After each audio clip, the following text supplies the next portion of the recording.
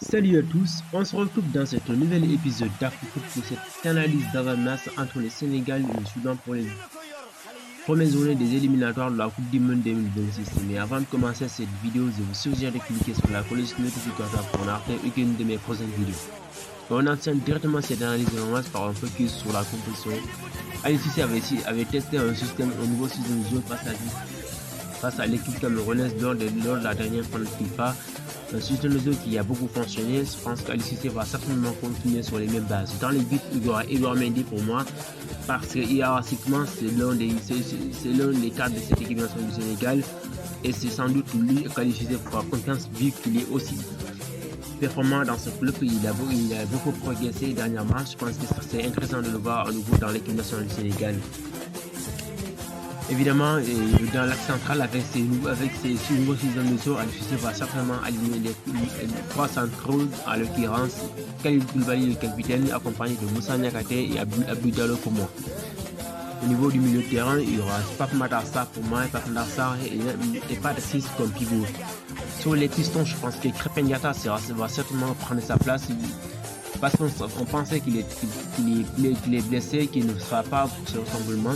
Heureusement, il est présent. Je pense que s'il est présent, il est apte à jouer. Donc, Krépin va certainement prendre ce nouveau rôle qu'il commençait déjà à jouer et il a une fois fait lors de ses matchs amicaux face à cette équipe camerounaise.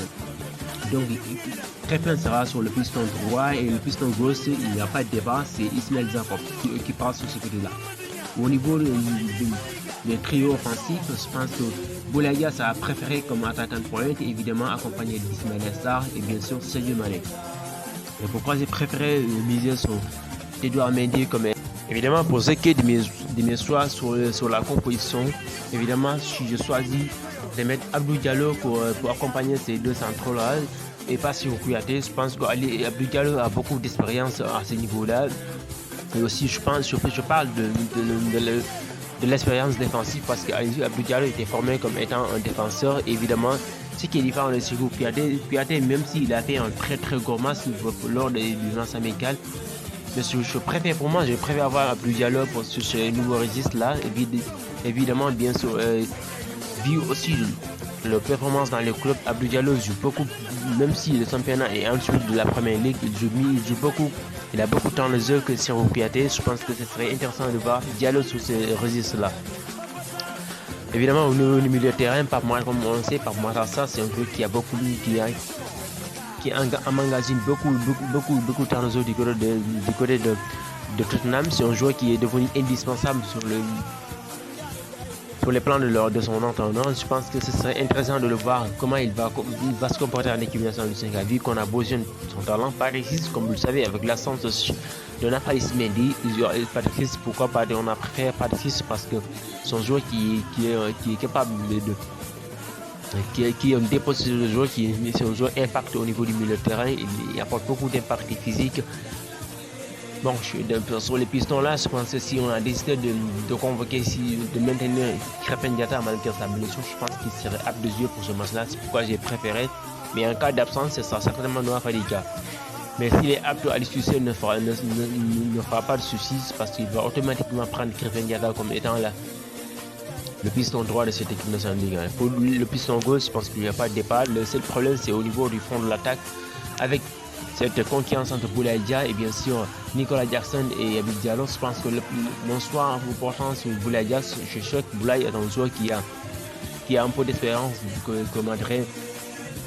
Nicolas Jackson. C'est un joueur aussi qui participe beaucoup dans le jeu, c'est un joueur qui apporte beaucoup de choses. Et même s'il ne prend pas autant de profondeur comme Nicolas, mais c'est un joueur qui n'oublie pas, qui est vraiment en réussite en équipe nationale du Sénégal, où il a disputé 4 matchs et 3 buts. Ce qui est contraire à Nicolas Jackson, lui est titulaire à 2 reprises, il n'a manqué aucun but. Je pense que pour lui, il faut du temps pour s'adapter à l'équipe nationale du Sénégal. Toute chose, il faut une adaptation. Je pense que pour Diallo, c'est un peu compliqué parce que dans son équipe, dans son club, il a disputé plus de 10 matchs, il n'a marqué qu'un seul but, il n'est vraiment pas du tout en confiance. Pour moi, ce serait idéal, même si Jackson est en devant pour moi, parce que c'est lui le joueur le plus performant de ces 3 attaquants-là. Je pense que Jackson aurait pu être titulaire, mais c'est un choix difficile pour aller chercher.